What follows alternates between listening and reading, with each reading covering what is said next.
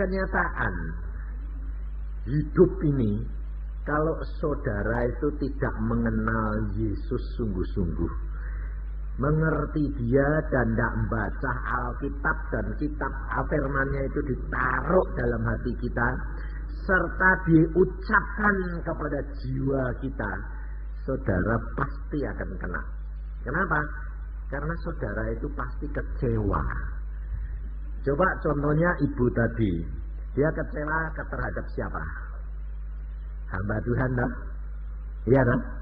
Alkitab bilang apa? Tidak ada orang yang baik. Waspadalah terhadap semua orang, termasuk kamu, termasuk saya, termasuk semua hamba Tuhan dah. Lah kok kamu perhatiin ya, kamu kena akibatnya. Lalu pada waktu Tuhan Yesus, dia dengan murid-muridnya diikuti perempuan Kanaan yang teriak-teriak, Tuhan tolong aku, tolong anakku. Yang ngusir perempuan itu siapa? Murid-murid Yesus itu siapa? Rasul. Diusir enggak? Ngecewain enggak? Saudara tahu kalau engkau sebetulnya tiap hari itu baca Alkitab dan hidup dengan Yesus, kamu waspada terhadap semua orang, setan tidak bakal masuk. Kenapa? Karena Tuhan itu menyayangi kamu, melihara kamu. Jangan ngurusin orang lain. Orang lain itu urusannya sendiri. Kalau dia tidak melakukan firman Tuhan, dia pasti digantung Tuhan.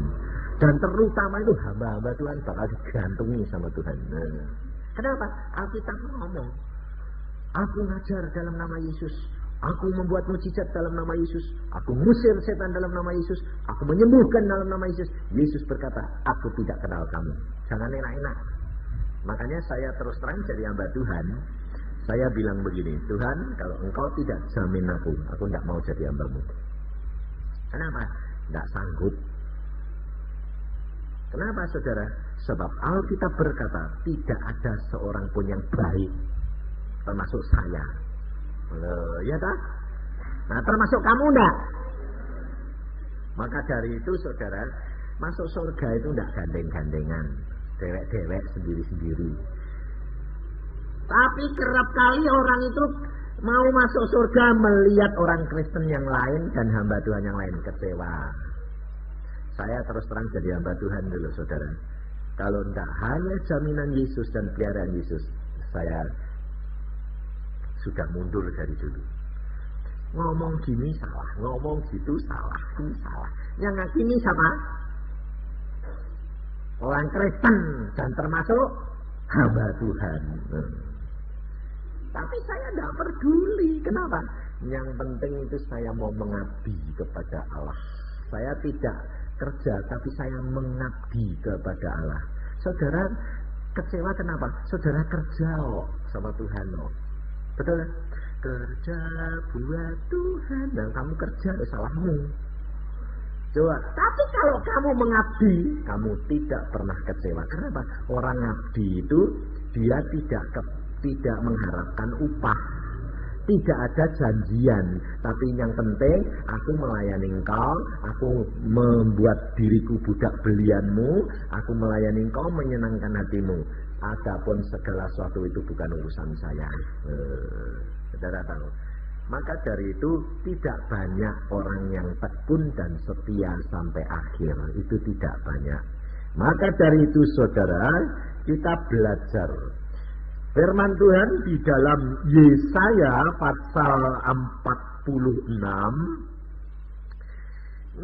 Ayat ini dibuat nyanyian. Nah, kita belajar sekarang. Coba kita lihat di dalam Yesaya 46 ayat yang ketiga. Firman Tuhan ini dibuat nyanyian.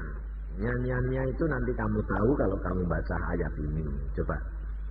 Dengarkanlah aku, hai kaum keturunan Yakub. Hai semua orang yang masih tinggal dari keturunan Israel.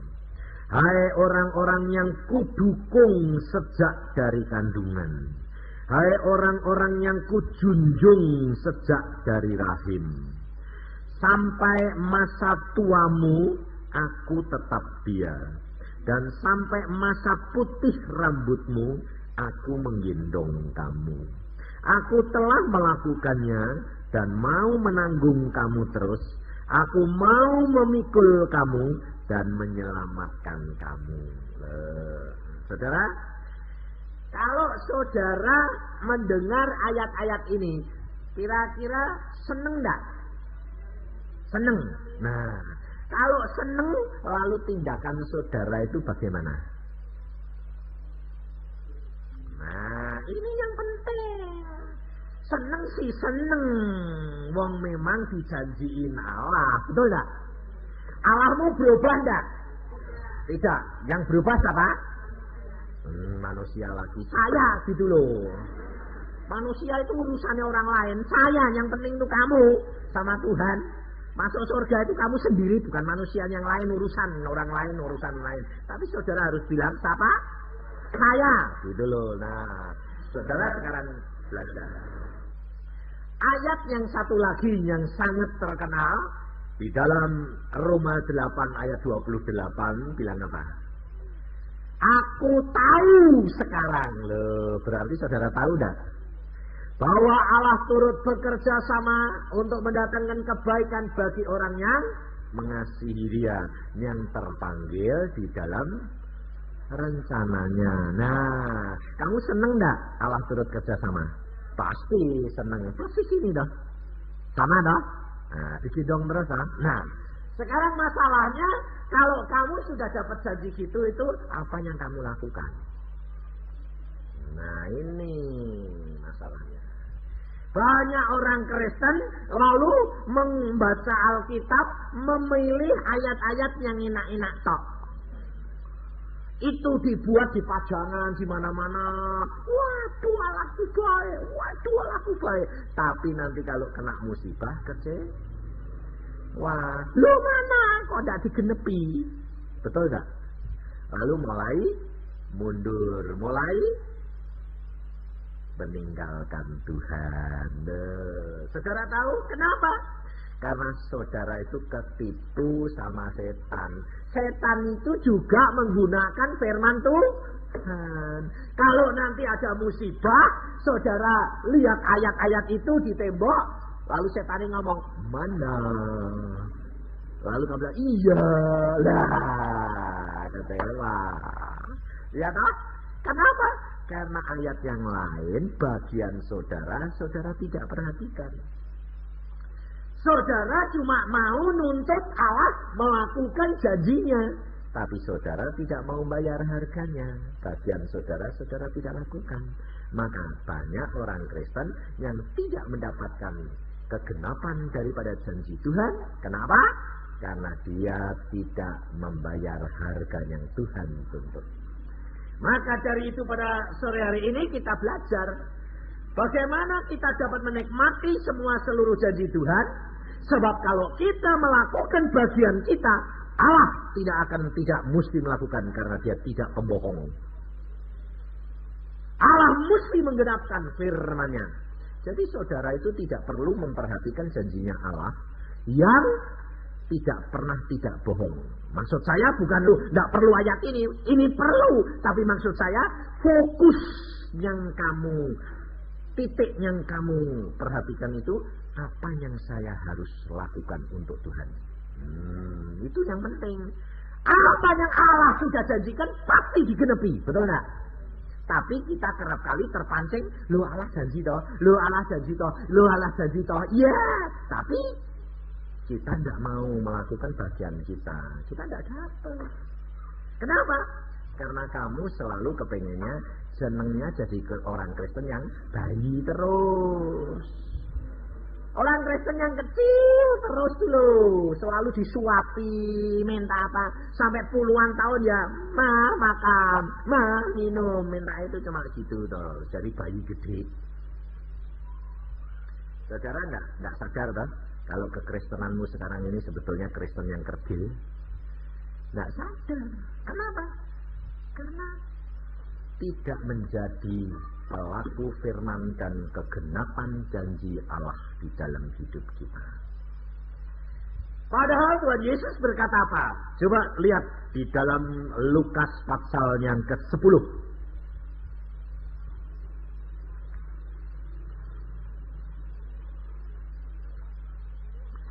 Lukas pasal 10 ayat yang ke-17 sampai 20 saya bacakan. Kemudian ke-70 murid itu kembali dengan gembira dan berkata, Tuhan, juga setan-setan takluk kepada kami demi nama-Mu. Lalu kata Yesus kepada mereka, aku melihat iblis jatuh seperti kilat dari langit. Sesungguhnya aku telah memberikan kuasa kepada kamu untuk menginjak ular dan kalajengking, dan kuasa untuk menahan kekuatan musuh, sehingga tidak ada yang akan membahayakan kamu. Namun demikian janganlah bersukacita karena roh-roh itu takluk kepadamu, tetapi bersukacitalah karena namamu ada tertaftar di surga. Jangan bersukacita itu karena kamu menangan, betul enggak? Tapi bersukacitalah karena namamu tercantum, itu yang penting. Bagaimana kamu menjadi pelaku firman? Bagaimana kamu menggenapkan yang dituntut oleh Allahmu? Allah otomatis menggenapi janjinya kepadamu. Itu yang penting, no? Tapi sementara ini yang kamu pentingkan apa? Hah? Kegenapan janji Tuhan terus enggak? Nuntut terus enggak sama Tuhan? Mana Tuhan? Firman-Mu berkata, aku kok gendong sampai rambutku putih, mbok gendong terus. Mana? Mbok gendong kok kena dijamah setan, kok sakit, kok bangkrut, kok masalah demi masalah banyak. Dalam gendonganmu kan damai sejahtera loh. Nuntut terus lah. Betul tak? Itu kekristenan yang kerdil, saudara-saudara.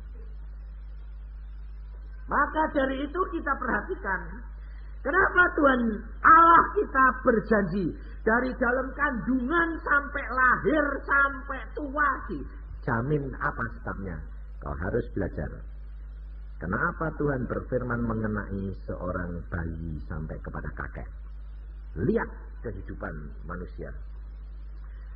Manusia yang dilahirkan, setelah dia dilahirkan, dia membutuhkan perawatan ibunya enggak? Lalu segala sesuatu dia bisa ngerjakan sendiri atau tidak? Tidak. Selalu yang ngerjakan siapa? Orang tuanya. Tetapi kalau sudah kira-kira nanti dia 5 tahun, 10 tahun, siapa yang harus ngerjain?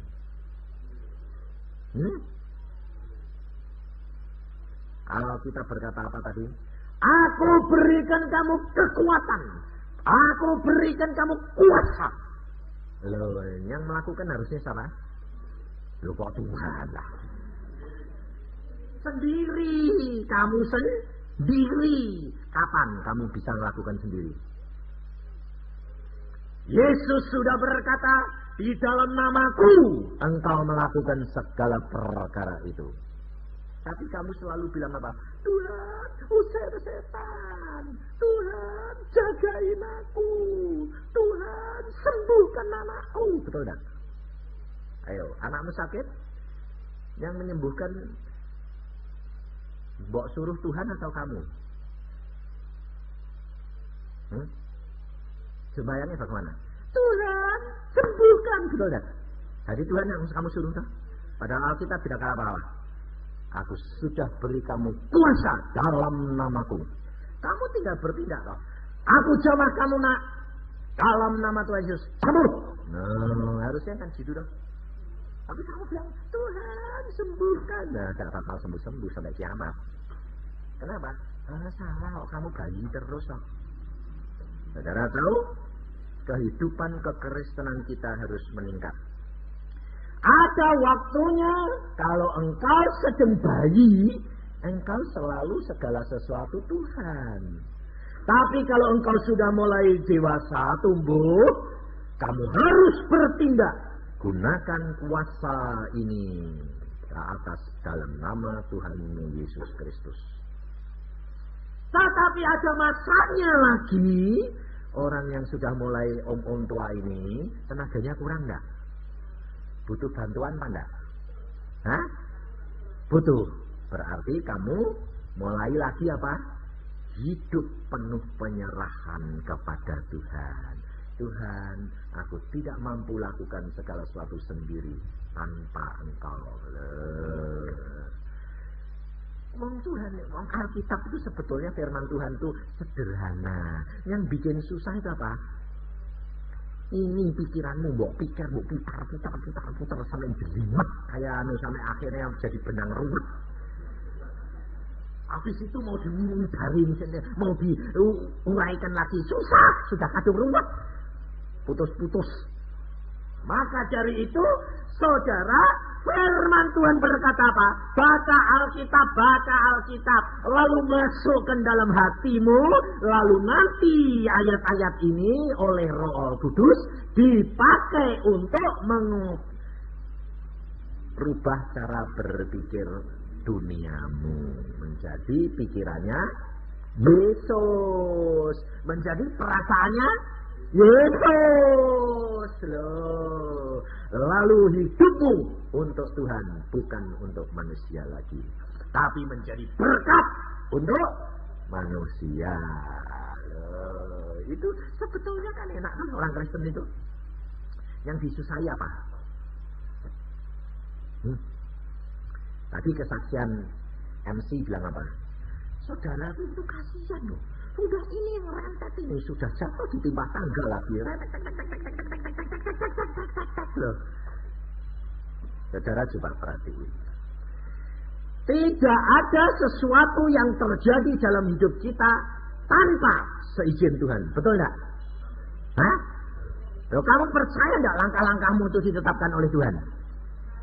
Tapi kalau kamu mengasihi Tuhan, kalau kamu masuk di dalam rencananya Tuhan. Tapi kalau kamu tidak mau masuk dalam rencananya Tuhan, bagaimana? Tuhan bilang apa? Biarin, rasain lu, kapok lu nanti. Nah, karena apa? Kekristenan kita kerap kali apa? Menjadikan Tuhan itu kuda kita, tunggangan kita.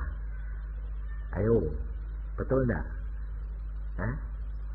Kamu sekarang ini memperalat Tuhan atau kamu yang dia peralat Tuhan? Sedikit-sedikit Tuhan berkati, Tuhan wah. Jadi kudamu loh Tuhan bawa tarik-tarik suruh cepat-cepat sana sini dah. Tapi kamu tidak menurut Tuhan, Tuhan berkata apa? Tuhan Allah turut bekerja sama untuk mendatangkan kebaikan bagi orang yang mengasihi Dia. Yang penting kamu bayar dulu. Kamu mengasihi Dia, kamu lakukan bagianmu. Yang penting kamu tiap hari begini. Tuhan Yesus, Engkau kan sudah beri aku Roh Kudus. Sekarang Tuhan, apa yang aku harus lakukan? Apa saja yang aku buat, aku mohon pimpinanmu. Segala perkara mulai dengan Yesus. Makanya saya selalu katakan bangun pagi, mulai hari itu dengan Yesus. Berjalan bersama dengan Dia, tutup dengan Dia, dan pengampunan dosa. Semuanya akan beres oleh Tuhan. Mati untung, hidup untuk Yesus. Nah itu baru kamu nanti nikmati segala perkara. Paulus berkata apa? Ucapkan syukur dalam segala perkara. Paulus kalau bilang begitu dulu, coba perhatiin. Coba lihat di dalam Kisah Rasul apa yang dilakukan oleh Paulus. Supaya saudara itu belajar, supaya saudara itu ngerti, supaya saudara itu lakukan, alami secara pribadi. Kalau enggak, saudara nanti akan gampang kecewa. Di dalam Kisah Rasul pasal yang ke-28.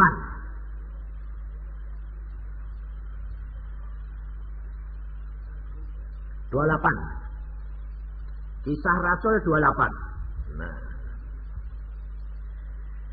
ayat pertama saya bacakan mulai. Setelah kami tiba dengan selamat di pantai, barulah kami tahu bahwa daratan itu adalah Pulau Malta. Penduduk pulau itu sangat ramah terhadap kami. Mereka menyalakan api besar dan mengajak kami semua ke situ karena telah mulai hujan dan hawanya dingin. Ketika Paulus memungut seberkas ranting-ranting dan meletakkannya di atas api, keluarlah seekor ular beludak karena panasnya api itu lalu menggigit tangannya. Ketika orang-orang itu melihat ular itu terpaut pada tangan Paulus, mereka berkata seorang kepada yang lain, orang ini sudah pasti seorang pembunuh, sebab meskipun ia telah luput dari laut, ia tidak dibiarkan hidup oleh Dewi Keadilan. Sampai di sini dulu. Saudara perhatiin, Paulus ini dia seorang yang cendekiawan, seorang yang jago, pintar, luar biasa. Tapi Paulus bilang apa? Apa yang dulu aku anggap satu kemuliaan, tetapi ternyata semuanya itu adalah sampah, sia-sia. Mengapa Paulus katakan begitu? Karena dulu pada waktu dia belajar Alkitab, belajar teologi, dia menggunakan akalnya. Dan semua pakai metode.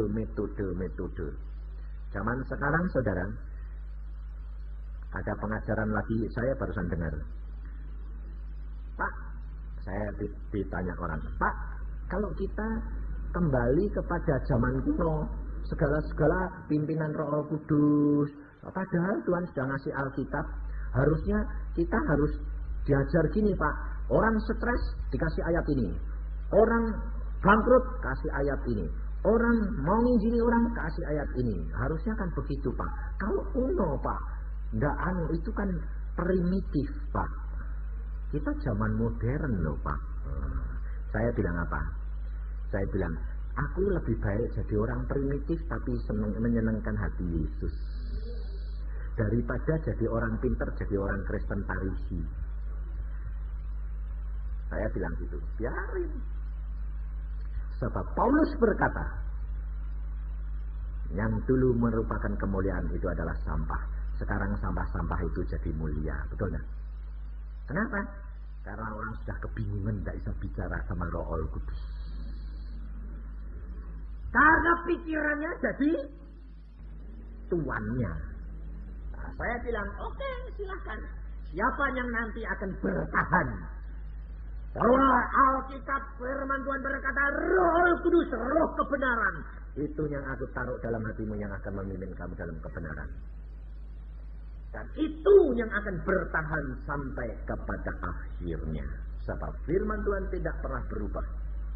Tapi kalau kamu mau ulah pakai metode, kamu akan kecewa.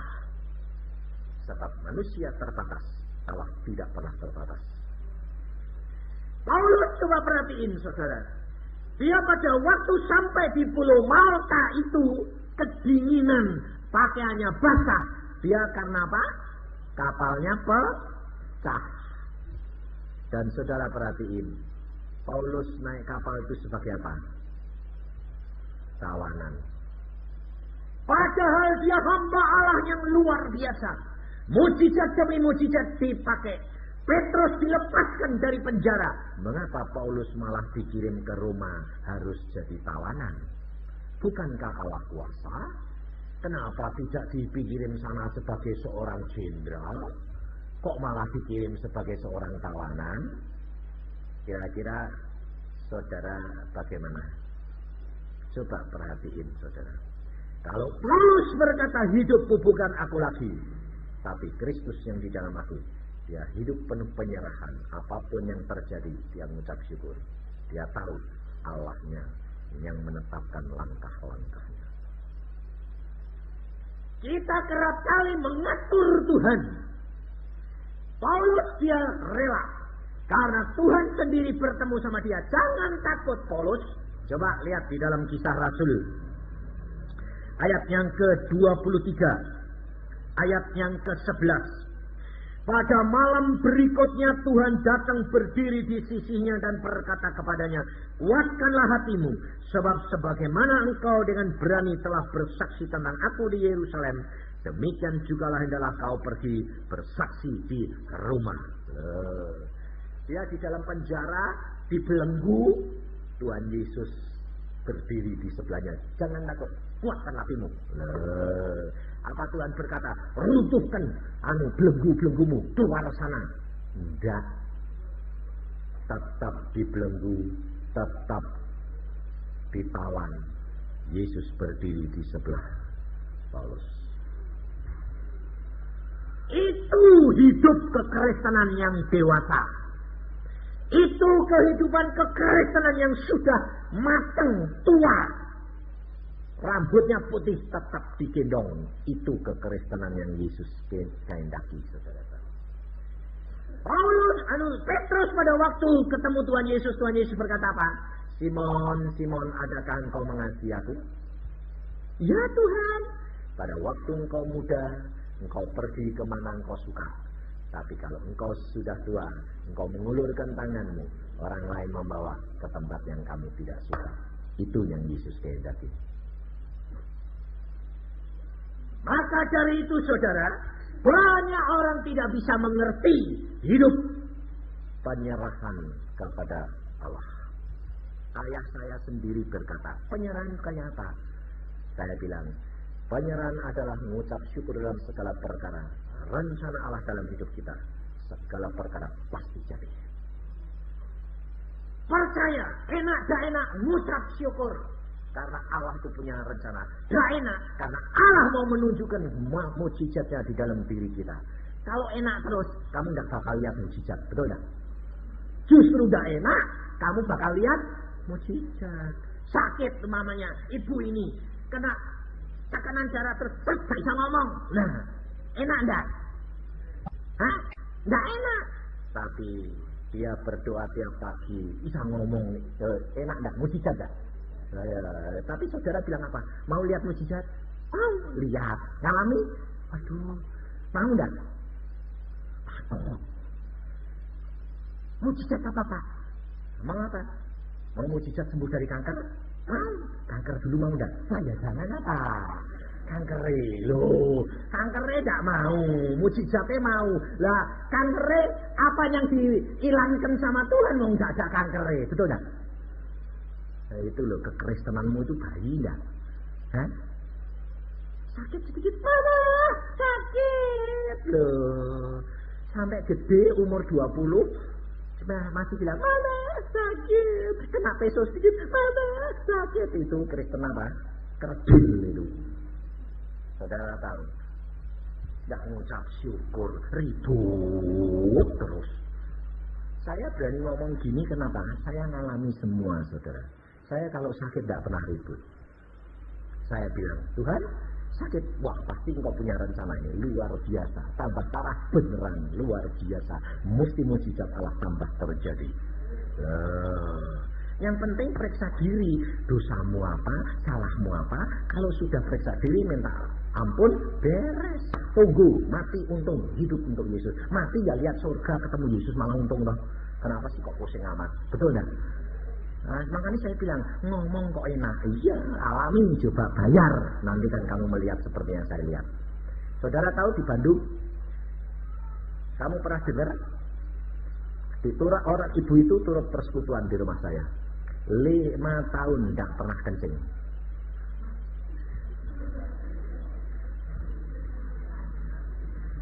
Ayo tak tanyain, saudara ini jadi orang Kristen pernah waktu kencing mengucap syukur sama Tuhan? Waktu kencing, Tuhan terima kasih aku bisa kencing. Tidak pernah enggak? Pernah enggak? Kenapa? Karena pikirmu kencing itu biasa. Makanya Kristenmu Kristen biasa. Saudara tahu, kekristenanmu kamu harus diperiksa. Kita kerap kali pergi berbakti biasa, sembahyang biasa, baca Alkitab biasa, tidak ada kerinduan. Coba kamu ngalami kayak ibu itu, 5 tahun tidak pernah kencing. Kenapa? Ginjalnya rusak. Kalau orang ginjalnya rusak, harus dicuci darah enggak? Iya. Ya pada waktu pertama kali periksa, dokter bilang cuci darah. Sejak itu tidak pernah bisa kencing. Lalu setiap kali cuci darah 250.000. Akhirnya lama-lama dia bilang, tambah lama tambah sering atau tambah jarang? Tambah sering. Akhirnya dia bilang, dokter, saya tidak mau cuci lagi. Mati. Memang saya sudah bosan hidup biar mati. Dia datang ke rumah, saya bilang, dokter, bisa? Ini saya kena ginjal dokter, saya mesti cuci darah terus. Saya bilang, periksa diri, beres-beres, ngucap syukur, kalau harus pulang-pulang, kalau harus hidup-hidup, jadilah saksi Yesus Kristus. Amin. Akhirnya dia bilang, dah, tak cuci, sebabnya duitnya sudah habis. Lalu dokternya yang bingung. Gak datang-datang berapa minggu cari. Coba nyonya, Sengba itu sudah mati apa belum? Dicari, loh kok masih hidup? Loh nyonya, kenapa gak cuci darah? Gak punya duit. Lah kok masih hidup? Bisa kencing? Enggak. Lah airnya kemana? Gak tahu. Waktu ayo ke rumah sakit periksa darah. Wah, darahnya sudah keracunan. Ayo cepat dicuci. Gak punya duit. Lalu dokter bilang, sudah tidak usah bayar 30 saja untuk ngongkos suster, yang lainnya tidak usah bayar. Wah mahal. Dan tak habis duitnya dokter. Ya cuci. Harusnya itu malah tiap hari cuci. Seminggu 2 minggu malah tidak dicuci. Gak datang lagi, dokternya bingung. Mati mau hidup, datang. Loh kok masih hidup? Kenapa gak cuci? Malas dokter, gak punya duit. Loh nanti mati. Memang saya sudah pengen mati, tapi kok gak mati-mati ya dokter. Lalu dokternya sampai diundang ke rumah sakit, dia lalu disuruh saksi, suruh menceritakan minum obat apa kok bisa hidup, gak kencing, perutnya tidak besar, tidak dicuci berapa hari, minggu, kok ya tidak apa-apa. Tidak minum apa-apa dokter. Apa kasih obatnya? Yesus. Saudara tahu? Itu mujizat enggak? Mau ngalami enggak? Enggak mau enggak? Nah iya. Kamu harus jawabnya gini. Kalau Tuhan itu kehendaki, saya jadi saksi Yesus Kristus. Apapun yang terjadi, mengucap syukur. Makanya jadi orang Kristen itu gampang-gampang susah, betul enggak? Gampang kalau langsung percaya terus mati itu gampang. Tapi menjadi pelaku firman tidak gampang, saudara tahu. Tetapi Alkitab berkata, alami dan belajar dewasa, dan iman percayamu menjadi tua, dan aku akan tetap gendong kamu. Saudara tahu. Paulus pada waktu dia sampai di Pulau Malta, dia tebasan kedinginan. Lalu penduduk sana membuat api unggun. Paulus sudah seorang yang biasa melayani. Dia ngambil ranting-ranting batu. Sudah kedinginan, sudah mengalami musibah, digigit ular kobra lagi. Paulus mengeluh apa enggak? Paulus ribut apa enggak? Paulus bilang, tolong Tuhan apa enggak? Paulus tenang diam. Dia tahu firman Tuhan Allah yang Maha Kuasa. Aku sudah beri kamu kuasa untuk menginjak ular. Oh, ularnya sekarang gantung-gantung. Tidak apa-apa. Pasal saja sekalian. Orang lain melihat pasti seorang pembunuh. Dinilai orang ini pasti jahat. Tidak komentar. Allah kalau mau meninggikan, orang itu harus direndahkan lebih dahulu. Maka dari itu kalau kamu sedang kecewa terhadap orang, direndahkan orang, jangan kecewa, Allah mau tinggikan kamu. Kita harus belajar dari Alkitab. Pengalaman demi pengalaman hamba-hamba Tuhan, masukkan, renungkan siang malam. Apa firman Tuhan berkata? Renungkan firmanku siang malam. Itu yang menyebabkan kamu selalu beruntung dalam hidupmu. Tapi saudara maunya untung terus tapi ngerenungin enggak. Buntung terus kamu nanti jadi. Kenapa? Karena tidak menjadi pelaku firman. Saudara tahu. Dan pada waktu orang-orang itu melihat Paulus digigit ular kobra, orang berkata, mati, mati, mati. Coba perhatiin ayat yang kelima. Tetapi Paulus mengibaskan ular itu ke dalam api dan ia sama sekali tidak menderita sesuatu. Namun mereka menyangka bahwa ia akan bengkak dan akan mati rebah seketika itu juga. Tetapi sesudah lama menanti-nanti, mereka melihat bahwa tidak ada apa-apa yang terjadi padanya. Maka sebaliknya mereka berpendapat bahwa ia seorang dewa. Saudara perhatiin. Kalau sudah dipandang hina, kalau sudah dihakimi sebagai seorang pembunuh, seorang yang jahat, dia tenang.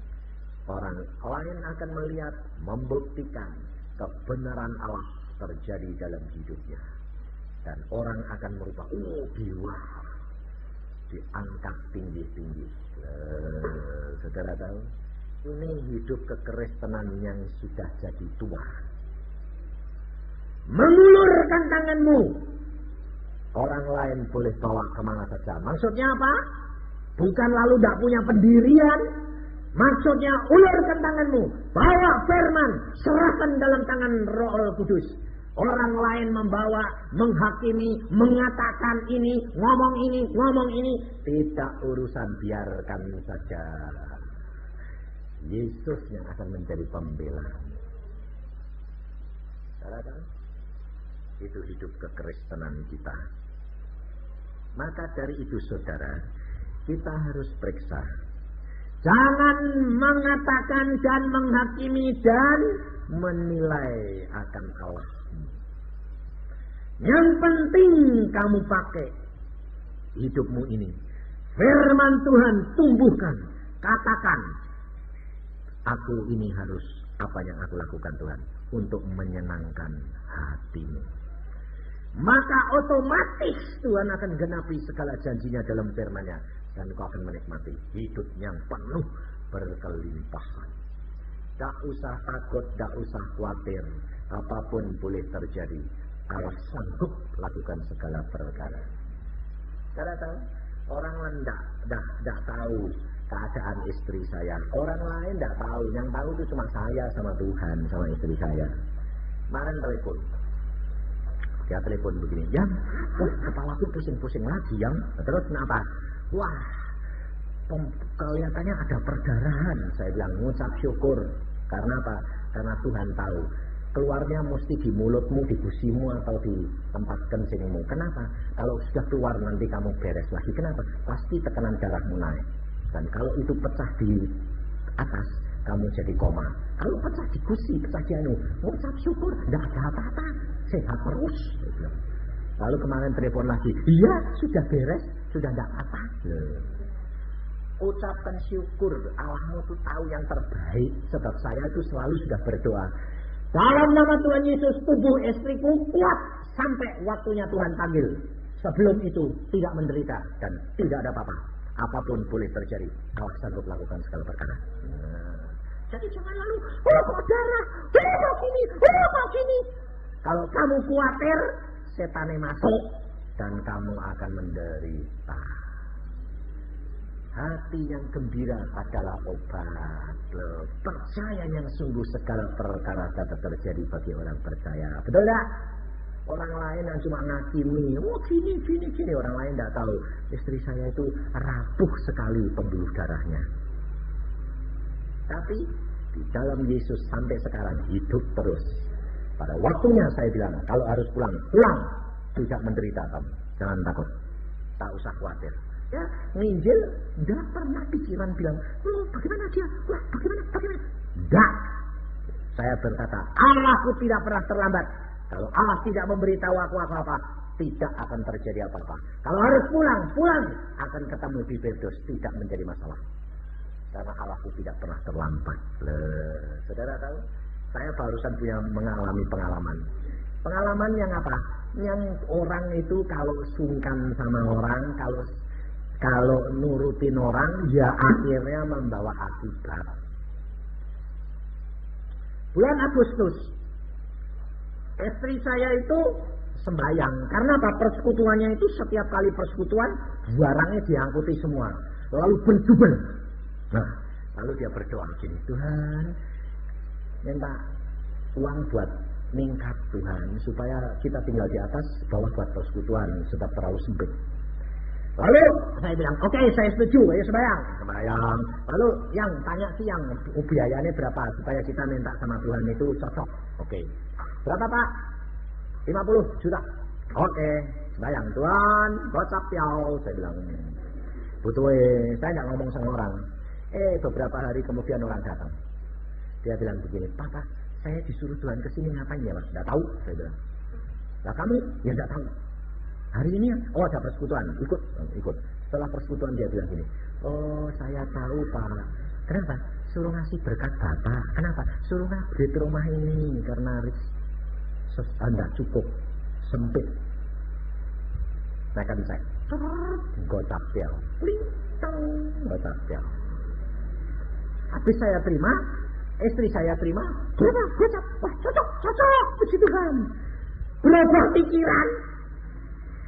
Istri saya bilang, kalau di upgrade ini kan kontrak rumah repot. Yuk beli tanah aja, bangun di sana, pindah ke sana. Nanti ini barusan belakangan. Akhirnya cari tanah, beli 55 juta. Dibayar. Belum selesai masalahnya, saya pulang dari penginjilan bulan yang lalu. Loh, kamarku kok bocor? Saya bilang, loh bocornya kok banyak? Ayo naik, ngambil tangga. Dimakan rayap semua. Tiangnya tinggal satu. Saya bilang, wah ini sih bakal roboh. Ini kalau roboh, nanti orang bilang apa? Rumah Yusa roboh. Wah, nama Tuhan bisa malu nih kamu karena gara-gara kamu. Saya dengar gitu, istri saya bilang gini, ampun Tuhan, saya yang salah. Terus yuk sembahyang Tuhan, bagaimana? Tuhan bilang, bangun rumah ini. Dahulukan rumah Allah daripada rumahmu. Oke, yuk bangun, saya panggil tukang orang yang bangun. Berapa Pak? 70 juta. Hah? Oke, bangun, saya bilang. Bagaimana? Terus istri saya bilang, 70? Terus uangnya mana?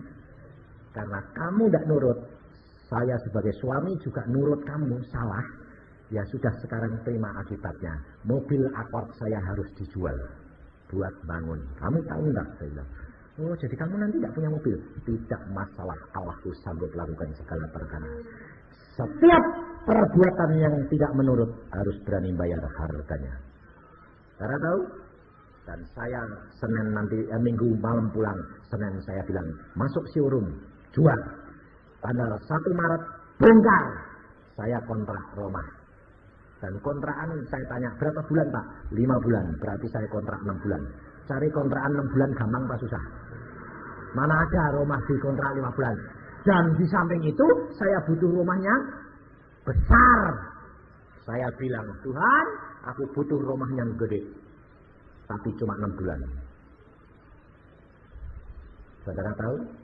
Di Jalan Gatot Subroto, toko besar itu 500 meter persegi. Bertingkat lagi. Orang ini bilang, Pak, saya tanggal 20 Februari ini habis Pak. Pak Yusa tanggal 1. Cocok Pak. Itu dikontrak aja Pak. Lah cuma 6 bulan. Enggak apa-apa. Kalau boleh, kalau enggak boleh enggak apa-apa. Nah, kamu kontrak dia berapa? 5 tahun.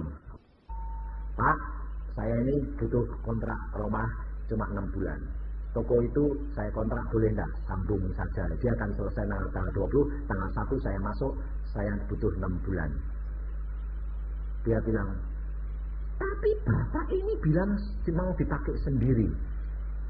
Kenapa Bapak yang datang? Saya bilang sama dia, saya tidak mau bohong. Aku mau ketemu yang punya. Kalau Bapak tidak boleh, tidak apa-apa. Kalau boleh, saya kontrak. Makanya saya bilang sama yang punya rumah, saya tidak mau bohong. Yusa hamba Tuhan, tidak mau. Orangnya bilang apa? Saya ketemu Anda kok seneng. Tidak apa-apa, pakai saja. 6 bulan Pak? Ya, tidak apa-apa. Bayar saja 6 bulan. Nanti kalau kurang 1-2 bulan belum selesai, tambah lagi. Tidak apa-apa. Ya, Allahku Allah yang luar biasa. Jangan takut, jangan khawatir. Mustahil bagi manusia, tidak mustahil bagi Allah. Ya. Maka dari itu saudara, jangan khawatir. Setiap perbuatan salah harus bayar harga. Dan saya tahu, saya konsekuen, saya rela. Karena apa? Salah istri, salah suami, sama enggak? Sama, jangan lalu, ya istri orang sudah terlanjur, orang suaminya yang happy, bilang oke, salah, konsekuen dong. Saya bilang, jual, tidak apa-apa. Nah, itu hidup kekristenan itu harus berani bertanggung jawab dan berani alami.